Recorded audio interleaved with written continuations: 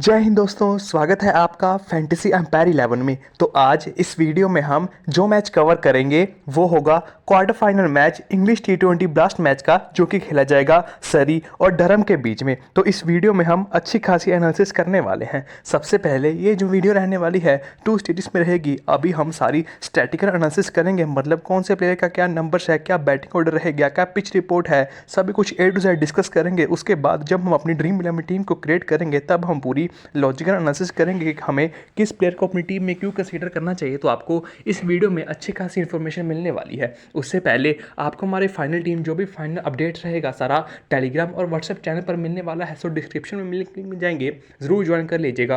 Playing 11, ground डोमेशन, pitch report, सारा कुछ A to Z information आपको टेलीग्राम और व्हाट्सएप पर मिलने वाली है। सो मेक श्योर कीजिएगा आप जरूर ज्वाइन करें। आपको डिस्क्रिप्शन में लिंक मिल जाएंगे, बाकी कमेंट सेक्शन में भी आपको सारे लिंक्स मिल जाएंगे। अब बिना किसी देरी के वीडियो शुरू करते हैं। सबसे पहले पिच रिपोर्ट के बारे में बात की जाए तो ये जो मैच रहने वाला है कैनिंगटन ओवल लंदन में मैच खेला जाएगा। इंग्लैंड की टिपिकल विकेट है, बैटिंग को अच्छी खासी सपोर्ट रहती है, बॉलर्स को जनरली यहाँ पर कुछ खास सपोर्ट मिलता नहीं है। सो ओवरऑल बैटिंग के लिए अच्छी विकेट्स है, बॉलर्स को यहाँ पर कुछ खास सपोर्ट मिलता नहीं है। जो थोड़ा बहुत सपोर्ट मिलेगा वो पेसर्स को मिलेगा, स्पिनर्स को तो बिल्कुल ना के बराबर ही हेल्प रहता है। वो भी पेसर्स इसलिए विकेट रहते हैं क्योंकि T20 क्रिकेट है, थोड़ा प्रेशर रहता है, डेथ में बॉलिंग करेंगे तो उस हिसाब से विकेट्स ले जाते हैं। ओवरऑल कुछ खास सपोर्ट मिलता नहीं है। सो बैटर्स को यहाँ पर इंजॉय करना चाहिए, अच्छे खासे रन बनने चाहिए। ओवरऑल बॉलर्स को पिच से उतना कुछ खास सपोर्ट रहता नहीं है। अब अगर बैट्समैन ही गंदे तरीके से खेले तब तो बॉलर विकेट लेगा ही, बाकी पिच से बॉलर को कुछ खास सपोर्ट नहीं मिलेगा, पिच से तो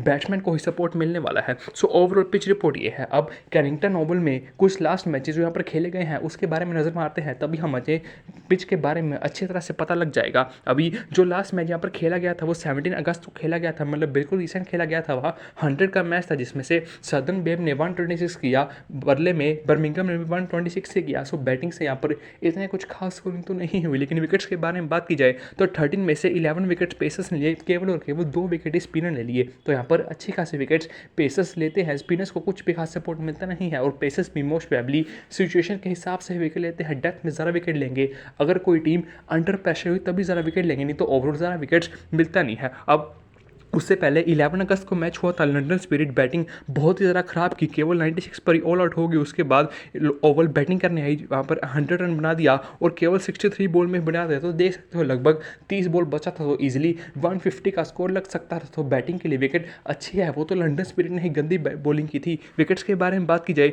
6 विकेट पेसर्स को मिला, 5 स्पिनर्स को मिला। 5 स्पिनर्स इसलिए लेगी क्योंकि एक टीम में एडम जैम्पा और विल जैक्स जैसे बॉलर थे, वही विकेट चटका गए, नहीं तो जो नॉर्मली पेसर्स को ही विकेट मिलता है। सो इस मैच से हमें पता लगता है कि बैटर्स को अच्छी खासी सपोर्ट है, ओवरऑल पेसर्स को सपोर्ट मिलता है। उससे पहले मैच के बारे में बात की जाए 8 अगस्त को हुआ था जिसमें सदर्न ब्रेव ने 118 किया था, लेकिन वही ओवल चेस करने आई 120 रन इजीली बना गई, वो 85 बॉल में बना गई। तो पीछे 15 बॉल रना था, तो ये भी मोस्ट प्रोबेबली 150 इजीली जा सकते थे अगर ओवल पहले बैटिंग करती। तो बैटिंग के लिए अच्छी खासी विकेट है। वहीं बॉलर्स के बारे में बात की जाए 12 में से 9 विकेट पेसर्स ने लिया, केवल और केवल 3 विकेट स्पिनर्स को मिला। सो बॉलर्स में से पेसर्स को ज़्यादा सपोर्ट मिलता है, स्पिनर्स को कुछ खास सपोर्ट रहता नहीं है। सो ओवरऑल पिच रिपोर्ट हमें यही बता रही है कि यहाँ पर बैट्समैन को अच्छी खासी सपोर्ट मिलने वाली है, अनलेस एंड अनटिल कोई टीम गंदी बैटिंग ना करे, तो ओवरऑल बैटिंग को अच्छी खासी सपोर्ट रहती है। बॉलर्स के बारे में बात की जाए पेसर्स को एज कम्पेयर टू स्पिनर्स ज़्यादा हेल्प मिलता है, लेकिन ओवरऑल पिच से बॉलर्स को इतना कुछ खास सपोर्ट रहता नहीं है। अब हम डायरेक्टली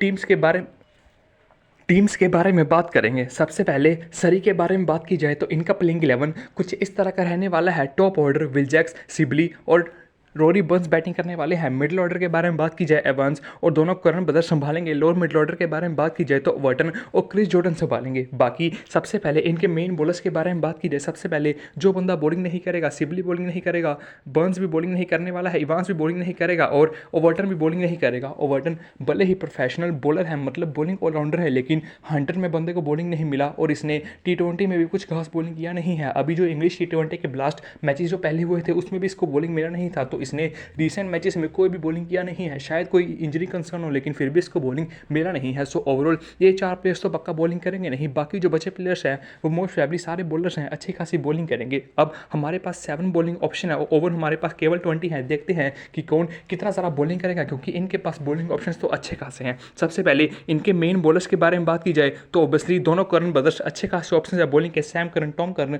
प्रीमियम बॉलर्स हैं, आईपीएल में खेल चुके हैं, सो अच्छा खासा एक्सपीरियंस है, तो दो इनके मेन बॉलर्स हैं। बाकी क्रिस जॉर्डन और रीस टोबरी भी सेम इनके मेन पेसर्स हैं, तो ये चारों इनके मेन पेसर्स हैं, चारों ही अच्छे खासे एक्सपीरियंस प्लेयर है। आपको ज़रा बताने की जरूरत है नहीं, चारों ही आईपीएल खेल चुके हैं, तो उस हिसाब से चारों आपकी टीम के लिए बढ़िया ऑप्शन रहेंगे। ओवरऑल चारों इनके मेन पेसर्स रहने वाले हैं। उसके बाद विल जैक्स के बारे में बात की जाए, ऑफ स्पिनर है, हम देखेंगे सामने वाली टीम के पास लेफ्टिस है या नहीं। अगर सामने वाली टीम के पास अच्छे खासे लेफ्टिस हैं तो इसको अच्छा खासा बॉलिंग मिलना चाहिए, नहीं तो इसको कुछ खास बॉलिंग मिलने नहीं वाला है। वो जब आगे डरम के बारे में बात करेंगे तब आपको बता दूंगा कि उनके पास कितने लेफ्टीज है और उसके हिसाब से इसको कितना सारा बॉलिंग मिलेगा। बाकी टी लीव्स और स्टील इतने कुछ खास बॉलर्स हैं नहीं, इनका कभी भी ओवर कट सकता है, इनका पूरा ओवर करना कंफर्म नहीं है। मोस्ट प्रोबेबली ये शेयरिंग में ही ओवर करेंगे, 2-3 ओवर ऐसे ही मिलकर डालेंगे, ज़्यादा बॉलिंग करेंगे नहीं। बाकी इनके जो 4 मेन पेसर्स है वो सबसे पहले करन ब्रदर्स हैं और रीस टोपली और क्रिस जॉर्डन है, यही इनके मेन पेसर्स रहने वाले हैं। आप कम से कम इन चारों के बीच में 14 से 15 ओवर का डिवाइडेशन लगा सकते हो। बाकी जो बचे 4-5 ओवर है वो स्टील, लीव्स और विल जैक्स मिलकर डाल सकते हैं, तो इनका बॉलिंग ब्रेकअप कुछ इस तरह का रहने वाला है। अब ओवरऑल प्लेयर स्टैट्स के बारे में बात की जाए, सबसे पहले विल जैक्स के बारे में बात की जाए, वर्ल्ड रिनोन प्लेयर है, आरसीबी में खेल चुका है, कमाल का प्लेयर है, ओपनिंग करने आएगा, बैटिंग अटैकिंग इंटेंट के साथ खेलता है। आपको याद होगा गुजरात के खिलाफ राशिद खान को क्या गंदी तरीके से पेरा था, सेंचुरी मारी थी, तो परफॉर्मेंस कमाल का रहता है, थोड़ा अटैकिंग इंटेंट के साथ खेलता है, पिच भी बैट्समैन सपोर्ट रहने वाली है, तो उस हिसाब से आपकी टीम के लिए बढ़िया ऑप्शन रहेगा। इवन की सीबीसी का भी बढ़िया ऑप्शन रहेगा। 28 का एवरेज है, 183 मैचेस खेल चुका है, एक्सपीरियंस बोलता है, 60 विकेट्स भी है। रीसेंट फॉर्म के बारे में बात की जाए 37 run 1 wicket, 30 run 1 wicket, 2 run 1 wicket. So recent matches में बॉलिंग भी कर रहा है, बैटिंग से ओपनिंग आएगा, तो उस हिसाब से सीबीसी का बेस्ट ऑप्शन रहने वाला है। सिबली के बारे में बात की जाए, इंग्लैंड के लिए टेस्ट मैचेस में खेल चुका है, हालांकि परफॉर्मेंस इतना कुछ खास इंप्रेसिव रहा नहीं था, इसलिए ड्रॉप कर दिया गया था, लेकिन ओवरऑल फिर भी प्लेयर इंप्रेसिव है। लेकिन टी20 क्रिकेट में कैसे परफॉर्म करेगा उस पर थोड़ा डाउट रहने वाला है। नहीं तो ओवरऑल 44 मैचेस खेला है, 27 का एवरेज भी है, जो कि टी20 के हिसाब से डिसेंट आना, इतना ज़्यादा अच्छा ना इतना ज़्यादा खराब। ओवरऑल रिसेंट फॉर्म के बारे में बात की जाए 39 रन, 8 रन, 9 रन, 105 रन। सो 4 में से 2 मैचेस में फॉर्म इंप्रेसिव रहा है, 2 बिल्कुल ही बुरी तरह फ्लॉप हुआ है। लेकिन एक बात बताऊं, सामने डरम की टीम के पास बॉलिंग लाइनअप इतना कुछ खास इंप्रेसिव है नहीं, तो आप सरी के मेन बैटर्स को अपनी टीम में जरूर कंसीडर करना। उसके बाद 1 डाउन रोरी बर्न्स बैटिंग करेगा, पर्सनली कुछ खास प्लेयर लगता नहीं है मुझे, ये भी इंग्लैंड के लिए टेस्ट मैचेस खेल चुका है, परफॉर्मेंस कुछ खास इंप्रेसिव रहा नहीं था, तो सिंपली ये भी ड्रॉप कर दिया गया था। इसका स्टांस भी मुझे इतना कुछ खास इंप्रेसिव लगता नहीं है, काफ़ी वियर्ड सा स्टांस है। ओवरऑल प्लेयर इतना कुछ खास इंप्रेसिव रहेगा नहीं, लेकिन विकेट कीपर है, विकेट कीपिंग में सेक्शन में मतलब शामिल है, और दूसरे टीम का विकेट कीपर जो है उसका बैटिंग ऑर्डर काफ़ी ज़रा नीचे है, तो उस हिसाब से ये आपकी टीम के लिए बढ़िया ऑप्शन रहेगा, क्योंकि 1 डाउन बैटिंग करने आएगा, एक्सपीरियंस प्लेयर है, कीपिंग करेगा, तो उस हिसाब से आपको कीपिंग से भी पॉइंट देके जा सकते हैं, तो आपकी टीम के लिए बढ़िया ऑप्शन रहेगा। ओवरऑल 17 का ही एवरेज है, परफॉर्मेंस इतना कुछ खास इंप्रेसिव है नहीं, रिसेंट फॉर्म भी काफ़ी सारा गंदा है, लेकिन मैच के सिचुएशन के हिसाब से देखोगे तो उस हिसाब से आपकी टीम के लिए बढ़िया ऑप्शन रहेगा। एली वांस के बारे में बात की जाए 30 का एवरेज, प्लेयर कमाल का है, धीरे खेलेगा, टिक कर खेलेगा, रिसेंट फॉर्म उतना ही ज़्यादा गंदा चल रहा है, ओवरऑल सिलेक्शन परसेंटेज भी कम है, रिसेंट फॉर्म भी गंदा है। आपकी टीम के लिए टॉप डिफरेंशियल ऑप्शन रहने वाला है, सामने वाली टीम के पास बॉलिंग लाइनअप इतना कुछ खास इंप्रेसिव है नहीं, तो इस मैच में रे वांस जरूर से जरूर शाइन कर सकता है, तो आपकी टीम के लिए बढ़िया ऑप्शन रहेगा। अब Sam Curran obviously needs no introduction, कमाल का प्लेयर, आईपीएल में बड़े बड़े टीम्स के लिए खेल चुका है, बैटिंग करेगा, बॉलिंग करेगा, तो सिंपली ड्रॉप करने का तो सवाल ही बनता नहीं है। इवन की सीबीसी का भी बेस्ट ऑप्शन रहने वाला है। अब सेम वही टॉम करन, इसको भी ज़रा इंट्रोडक्शन की जरूरत है नहीं, premium death bowler, most probably 4 over confirm करना चाहिए, 4 में से 2-3 ओवर तो डेथ में करना ही चाहिए। बाकी जब बैटिंग आएगा तो बैटिंग में भी आपको अच्छे खासे पॉइंट देके जा सकते हैं, तो सिंपली ड्रॉप करना नहीं है। 226 विकेट्स है केवल 209 मैचेस में, और इसका 21 का एवरेज भी है, तो इस हिसाब से बैटिंग और बॉलिंग दोनों में कंट्रीब्यूशन काफ़ी ज़्यादा इंप्रेसिव रहता है। रिसेंट फॉर्म के बारे में बात की जाए 24 रन 0 विकेट नहीं लिया तो बैटिंग में कंट्रीब्यूशन दे दिया, उससे पहले 2 wicket 4 wicket 0 wicket, so form भी डिसेंट चल रहा है। ओवरऑल प्रीमियम डेथ बॉलर है, स्ट्रॉन्ग टीम का डेथ बॉलर है, तो उस हिसाब से आपको अपनी टीम में जरूर कंसीडर करना चाहिए। बाकी ओवर्टन भले ही बॉलिंग ऑलराउंडर है, लेकिन रिसेंट फॉर्म में रिसेंट मैचेस में बॉलिंग बिल्कुल भी नहीं मिला है, और 140 मैचेस में केवल 99 इनिंग्स में ही बॉलिंग मिला है जिसमें से 96 विकेट्स लिया है, लेकिन ओवरऑल रिसेंट मैचेस में बॉलिंग बिल्कुल भी नहीं मिला है, तो उस हिसाब से ड्रॉपेबल है क्योंकि बैटिंग ऑर्डर काफ़ी ज़्यादा नीचे है, बॉलिंग मिल नहीं रहा है, तो सिंपली ड्रॉप करना है, ज़्यादा लेने का मतलब बनता नहीं है। अब क्रिस जॉर्डन ये भी premium death bowler same like Tom Curran, देखो 399 विकेट्स हैं 377 मैचेस में, तो बंदे का एक्सपीरियंस बोलता है 377 मैचेस खेल चुका है जिसमें से लगभग 400 विकेट्स ले चुका है, तो बंदे का एक्सपीरियंस बोलता है, काफ़ी ज़्यादा एक्सपीरियंस है। ये भी मोस्ट प्रोबेबली 2 से 3 ओवर तो डेथ में करने ही वाला। रिसेंट फॉर्म के बारे में बात करें,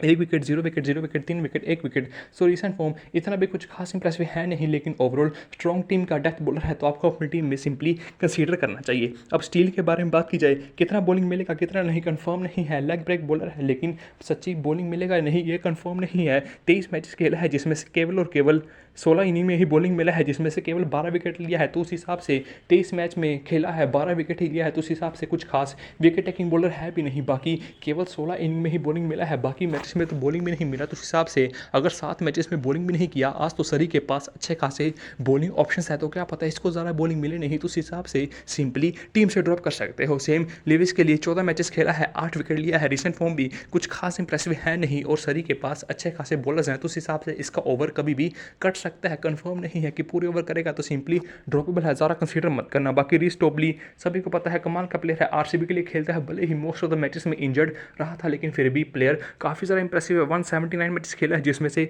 224 विकेट्स लिया है, तो प्रीमियम मतलब पावर प्ले में अच्छी खासी बॉलिंग करता है और इजीली डरम के पावर प्ले में मतलब टॉप ऑर्डर को इजीली लेके जा सकता है। उनका टॉप ऑर्डर इतना कुछ खास इंप्रेसिव है नहीं, तो सिंपली टॉपली को भी ड्रॉप मत करना। रिसेंट फॉर्म देखो 2 wicket 0 wicket 0 wicket 2 wicket, so recent form ना ज़्यादा अच्छा ना ज़्यादा खराब, लेकिन ओवरऑल प्लेयर इंप्रेसिव रहेगा क्योंकि सरी इस मैच को जीतने के लिए फेवरेट रहेगी, तो स्ट्रॉन्ग टीम का आपको बॉलर अपनी टीम में जरूर कंसीडर करना चाहिए। और सामने डरम का टॉप ऑर्डर इतना कुछ खास इंप्रेसिव है नहीं। तो हमने सरी के सभी प्लेयर्स के बारे में डिस्कस कर लिया है। बेंच प्लेयर्स के बारे में बात किया, देख लो क्लार्क और वोरल बेंच प्लेयर्स पे अवेलेबल हैं। अगर इन दोनों में से कोई खेलता है तो नंबर्स इजीली देख लेना, आपको सिंपली कहीं सर्च ना करना पड़े, तो आपको सारा इन्फॉर्मेशन बताया है। बाकी अगर टॉम करन ना खेला तो उसकी प्लेस में क्लार्क खेल सकता है, अगर ओवर्टन ना खेला तो उसकी प्लेस में भी क्लार्क जरूर खेल सकता है, लेकिन अगर ओवर्टन ना खेला उसकी जगह पर क्लार्क खेल गया तब तो 8 बॉलिंग ऑप्शन हो जाएंगे, क्योंकि क्लार्क भी अच्छी खासी बॉलिंग करता है। 128 मैचेस में 96 इनिंग्स में बॉलिंग किया है, तो उस हिसाब से ये भी अच्छी खासी बॉलिंग करता है, तो उस हिसाब से उनके पास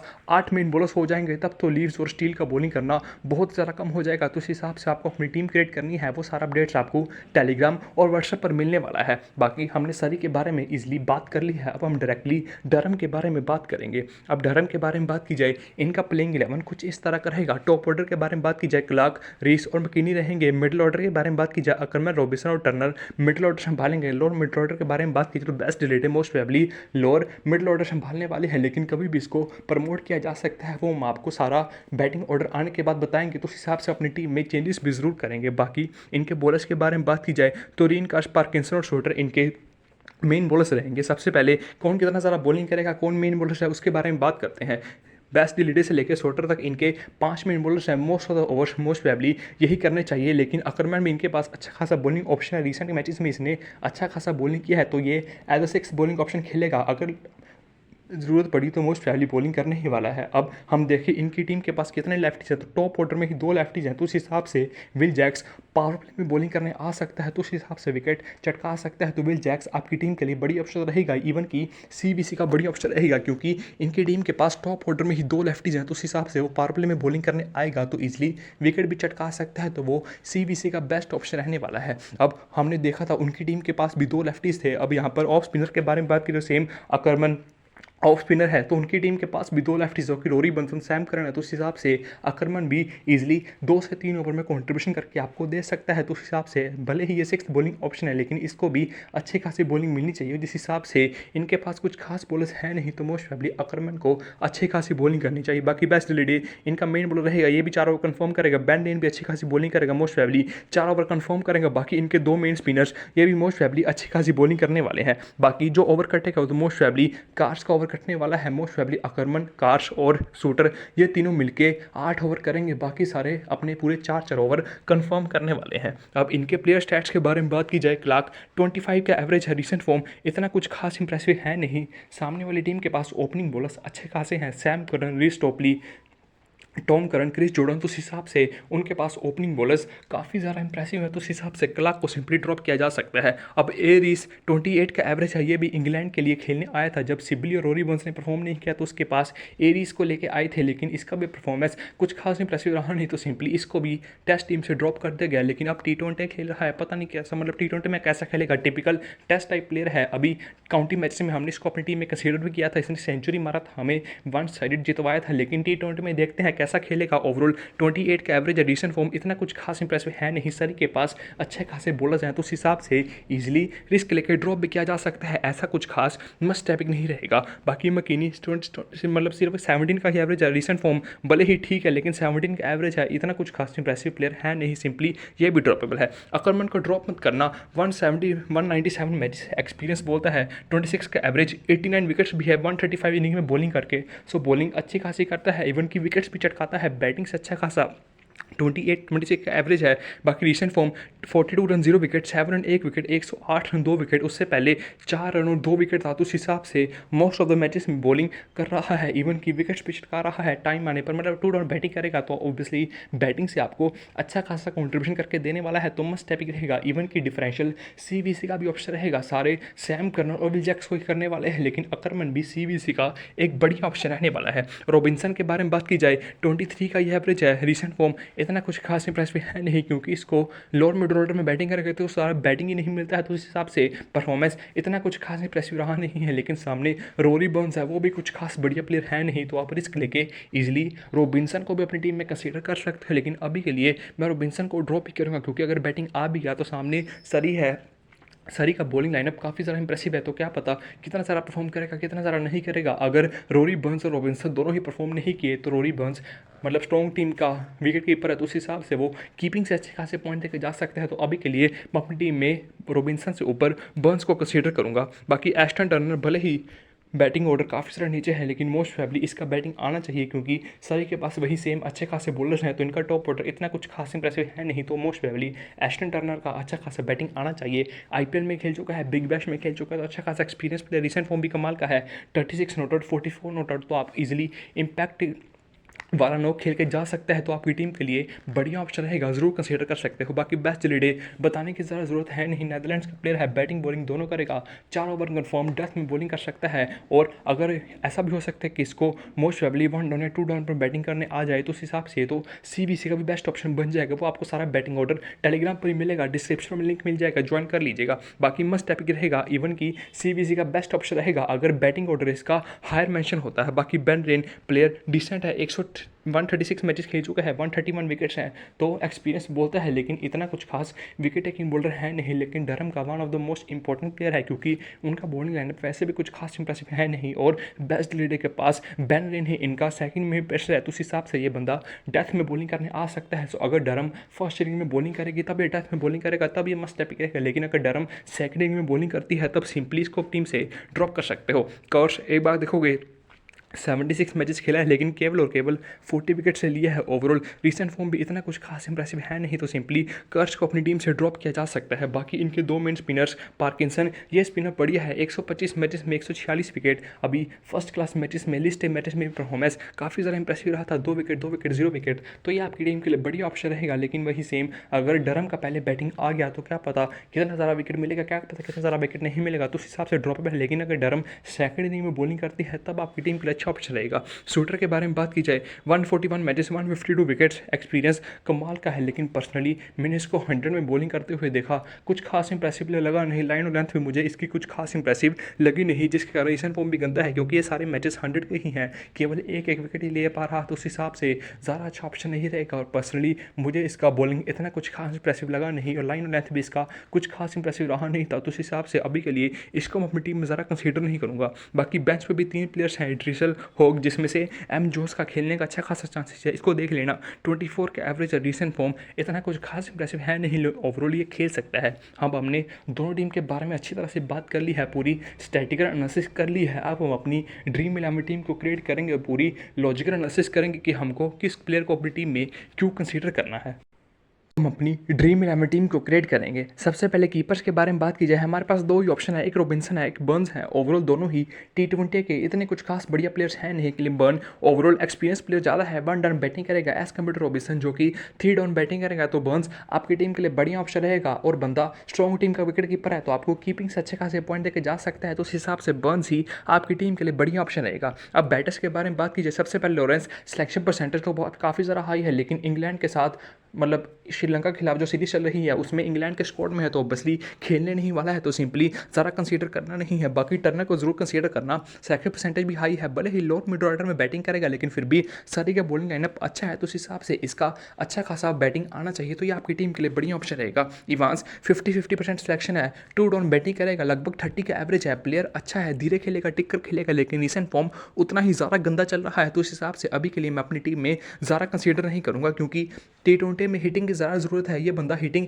इतनी कुछ खास अच्छी करता नहीं है, तो उस हिसाब से कभी भी अपना विकेट फेंक सकता है। बाकी क्लार्क डरम के लिए ओपनिंग करेगा, इतना कुछ खास बढ़िया प्लेयर है नहीं, सामने रीस टोपली है, रीस टोपली को सर्वाइव कर पाएगा नहीं डाउट है, तो उस हिसाब से अभी के लिए क्लर्क को भी ज़रा कंसीडर करूंगा नहीं। सेम गोस फॉर रीस, इसका रिसेंट फॉर्म काफ़ी ज़्यादा इंप्रेसिव है, फर्स्ट क्लास मैचेस में लिस्ट मैचेस में परफॉर्मेंस काफ़ी ज़्यादा इंप्रेसिव रहा था, लेकिन वही सेम सामने सरी के पास अच्छे खासे बॉलर्स हैं, और देखा जाए तो टेक्निकली साउंड प्लेयर तो है लेकिन ये ज़रा हिटिंग को नहीं जाएगा, लेकिन T20 फॉर्मेट में इसको हिटिंग करना पड़ेगा, तो उस हिसाब से अपना विकेट कभी भी फेंक सकता है, तो सिंपली अभी के लिए मैं इसको भी अपनी टीम से ड्रॉप ही किया हूँ, ज़रा कंसीडर करूंगा नहीं। बाकी बेडिंगम तो खेलने नहीं वाला है। सिबली के बारे में बात की जाए, सिलेक्शन परसेंटेज केवल 6% है, लेकिन सरी के लिए ओपनिंग करेगा, डरम के पास इतने कुछ खास बढ़िया बॉलर्स हैं नहीं, तो ये बंदा आपकी टीम के लिए बढ़िया ऑप्शन रहेगा। अभी के लिए मैं इसको अपनी टीम में ज़रूर कंसीडर करूँगा। सिलेक्शन परसेंटेज काफ़ी ज़्यादा कम है, लेकिन फिर भी मैं अपनी टीम में कंसीडर करूँगा ही। बाकी रोहित अवेलेबल नहीं है, पॉप स्टोक्स कोई भी नहीं है, जोन्स एक ऑप्शन अवेलेबल है, 25 का एवरेज है, लेकिन रिसेंट फॉर्म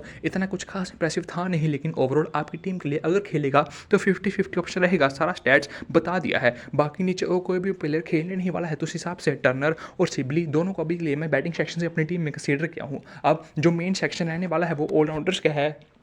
सबसे पहले सैम करन, ड्रॉप मत करना, 3 डाउन बैटिंग, अच्छे खासे बॉलिंग, डेथ में क्या पता बॉलिंग कर जाए, तो उस हिसाब से मस्ट एपिक, ज़्यादा ड्रॉप करना मत। अब ban rain second main pacer है आफ्टर बेस्ट डिलीटेड डरम का, अगर वो फर्स्ट इनिंग में बॉलिंग करती है तब तो डेथ में भी बॉलिंग करेगा और टाइम आने पर बल्ले से भी हिटिंग कर सकता है, तो उस हिसाब से सिंपली आपको अपनी टीम में कंसीडर करना चाहिए। 4 ओवर करेगा तो सिंपली अपनी टीम में कंसीडर करके ही चलना, लेकिन ऐसा कुछ खास मस्ट एपिक नहीं है, रिस्क टेकर हो तो सिंपली ड्रॉप भी कर सकते हो। बाकी विल जैक्स ड्रॉप मत करना, ओपनिंग करेगा, टॉप ऑर्डर में 2 लेफ्टीज है डरम के पास, तो क्या पता पावर प्ले में बॉलिंग करने आ जाए, तो उस हिसाब से सीवीसी का भी बढ़िया ऑप्शन रहेगा, ज़रा ड्रॉप मत करना। Chris Jordan premium death bowler, one of the most important pacer, drop मत करना, टाइम आने पर बैटिंग में अच्छा खासा कंट्रीब्यूशन कर सकता है और अच्छा फील्डर भी है, तो आपको तीनों डिपार्टमेंट में कुछ ना कुछ कंट्रीब्यूशन करके दे सकता है, तो मस्ट टाइप के रहेगा। जीएल में डिफरेंशियल सीवीसी का ऑप्शन भी रहने वाला है। आक्रमण को ड्रॉप मत करना, 50% सिलेक्शन है, लेकिन 2 डाउन बैटिंग करेगा और सरी के पास भी 2 लेफ्टीज हैं, रोरी बर्न्स और सैम करन, तो इसका बॉलिंग आ सकता है, तो क्या पता 2 से 3 ओवर बॉलिंग कर जाए। रिसेंट मैच से अच्छी खासी बॉलिंग कर रहा है, तो आपको बॉलिंग में कंट्रीब्यूशन करके देगा, बैटिंग में कंट्रीब्यूशन करके देगा, तो इवन की सीवीसी का भी बढ़िया ऑप्शन बैठता है, ज़रा ड्रॉप मत करना। बाकी एबर्ट तो अवेलेबल नहीं है, ओवर्टन को बॉलिंग मिल नहीं रहा है, केवल बैटिंग कर रहा है, स्टील बॉलिंग कितना मिलेगा कितना नहीं कन्फर्म नहीं है, तो ड्रॉपेबल है। क्लार्क अगर खेलता है तो डिफरेंशियल ऑप्शन रहेगा, अगर खेलेगा तो मोस्ट प्रोबेबली ओवर्टन की प्लेस पर ही खेले, लेकिन तब सरी के पास 8 मेन बॉलर्स हो जाएंगे, तब बॉलिंग का कैसा डिवाइडेशन रहेगा वो आपको सारा टेलीग्राम पर बता देंगे कि कैसा सिचुएशन बन रहा है, लेकिन अगर खेलेगा तो ये आपकी टीम के लिए बढ़िया ऑप्शन रहेगा। बाकी बेस्ट डिलीडे केवल 2% सिलेक्शन, लेकिन अपनी टीम में जरूर कंसीडर करना है, बैटिंग बॉलिंग दोनों करेगा, डरम का मेन पेसर है तो डेथ में बॉलिंग करेगा, तो उस हिसाब से मस्ट टैपिक रहेगा। अगर इसका बैटिंग ऑर्डर थोड़ा ऊपर मेंशन होएगा तब इसको अपनी टीम का सीवीसी भी जरूर ट्राई करेंगे। बाकी कर्स कुछ खास बढ़िया प्लेयर डिसेंट है, लेकिन बॉलिंग ज़रा मिलता नहीं है, कभी भी ओवर कट जाएगा, तो उस हिसाब से अभी के लिए ड्रॉपेबल है। बाकी नीचे और कोई भी खेलेगा नहीं, सो मैंने अपनी टीम में 6 ऑलराउंडर्स को कंसीडर किया है, जो कि मोस्ट ऑफ द ओपोनेंट्स आपके करने वाले हैं। अगर वो चाहे आपके ओपोनेंट्स तो आक्रमण को भी लेके ही आएंगे, मोस्ट प्रोबेबली वो फिर रीने को ही ड्रॉप कर सकते हैं, बाकी 5 को तो लेके ही आएंगे, बाकी 5 लोग मस्ट टैप के हैं। अगर बाकी 5 में से किसी को कोई ड्रॉप करके आता है तो सिंपली समझ लेना कि ओपोनेंट तो कम मार के आ रहा है, क्योंकि इन 5 को तो ड्रॉप किया नहीं जा सकता है। बाकी अभी के लिए मैं अपनी टीम में रीने को भी कंसीडर करके चला हूँ। बॉलर्स के बारे में बात की जाए, डरम के दोनों मेन स्पिनर शूटर और पार्किंसन दोनों का सिलेक्शन परसेंटेज काफ़ी ज़रा हाई है, लेकिन इस मैच में मुझे हाई डाउट है कि डरम इस मैच में कुछ खास अच्छा परफॉर्म करेगा भी या नहीं, क्योंकि सरी ने अपना जो स्क्वाड अनाउंस किया है वो काफ़ी ज़्यादा स्ट्रॉन्ग अनाउंस किया है और उनके पास बॉलर्स काफ़ी ज़्यादा इंप्रेसिव है। तो क्या पता सरी अच्छी खासी विकेट ले जाए, डरम कुछ खास अच्छा स्कोर ही ना बना पाए कि इनके बॉलर्स विकेट लें। तो उस हिसाब से अभी के लिए मैं इनके दोनों स्पिनर्स को अपनी टीम से ड्रॉप करूंगा। दोनों का सिलेक्शन परसेंटेज काफ़ी ज़्यादा हाई है, लेकिन अभी के लिए मैं दोनों को अपनी टीम से ड्रॉप करूंगा। टैम करन बिल्कुल ड्रॉप मत करना, premium death bowler must have है, जरूर कंसीडर करना है। मैं इसको अपनी टीम से कभी भी छोड़ना नहीं और सिंपली आज भी छोड़ने नहीं वाला हूँ। पोर्ट्स इंग्लैंड के साथ, इंग्लैंड के स्क्वाड में है, श्रीलंका के खिलाफ टेस्ट खेल रहा है, बाकी डन स्क्वाड में अवेलेबल नहीं है। डुआर्शियस, स्पेंसर जॉनसन कोई नहीं है। लुइस इतना मतलब बॉलिंग कितना मिलेगा कितना नहीं कंफर्म नहीं है, तो सिंपली ये भी ड्रॉपेबल है। अब नीचे टॉपली को ड्रॉप मत करना। टॉपली अगर खेलेगा तो मोस्ट प्रोबेबली 4 ओवर कंफर्म करेगा और इजीली पावर प्ले में 3 ओवर बॉलिंग कर सकता है। और डरम का टॉप ऑर्डर को इतना कुछ खास इंप्रेसिव है नहीं, तो इजीली विकेट चटका सकता है। तो सिंपली अभी के लिए मैंने टॉपली को अपनी टीम में कंसीडर किया है। सो मेरी टीम अभी के लिए कुछ इस प्रकार की बन रही है। अब बेस्ट CBC ऑप्शंस के बारे में बात की जाए तो ऑलराउंडर्स बेस्ट CBC ऑप्शंस क्या है? Sam Curran, Bill Jacks, Bas लीडर अकरमन, ये चारों CBC के बेस्ट ऑप्शन रहने वाले हैं। अभी मैं स्ट्रॉन्ग टीम सरी के प्लेयर्स को CBC ट्राई कर रहा हूँ और सैम करन को अभी के लिए अपनी टीम की कैप्टनसी दी है। विल जैक्स को अपनी टीम का वाइस कैप्टन किया है। बाकी final team final update Telegram पर ही मिलेगा। लाइनअप आने की बात क्या पता बेस्ट लीडर को CBC करना पड़ जाए, तो आपको सारा इन्फॉर्मेशन टेलीग्राम और व्हाट्सएप पर मिलने वाला है। आपको डिस्क्रिप्शन में सारे लिंक मिल जाएंगे, जरूर से जरूर ज्वाइन करना है। तब तक मिलेंगे नेक्स्ट वीडियो में। जय हिंद।